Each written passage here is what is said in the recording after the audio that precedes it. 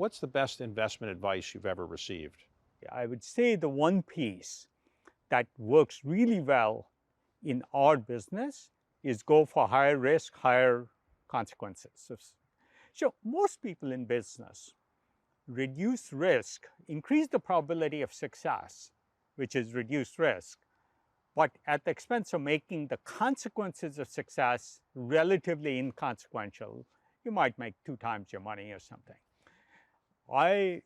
For our business, what works is I don't mind a 90% probability of failure if there's a 10% chance of changing the world.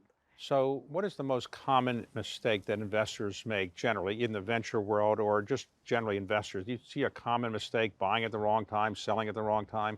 You know, investing by analogy is a mistake in our business. So 6 months ago, people would say, hey, this X company is valued at so many billion, this other thing must be similar. More money is made by pioneering uncharted territory and thinking contrarian. And if somebody is a friend of yours at a cocktail party comes up to you and says, look, I have an extra $100,000, extra $1 million, what should I do with it right now? Would you tell them not to put it in venture? What do you ever get people asking you these kind of questions at cocktail parties, or? Well, they do, and I'm not a very good advisor on investing because we're really in this other business of company building. We help entrepreneurs build companies. The consequence of doing that is making a lot of money. It's not directly trying to make more money because then you take all kinds of shortcuts, which limits.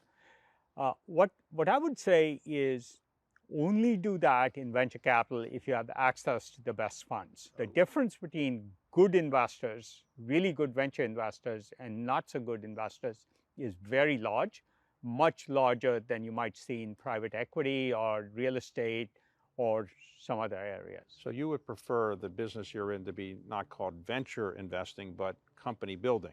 If you look at our website, I don't call it venture capital. I call it, in fact, I've never in 40 years of doing this called myself a venture capitalist. I'd say I'm a venture assistant.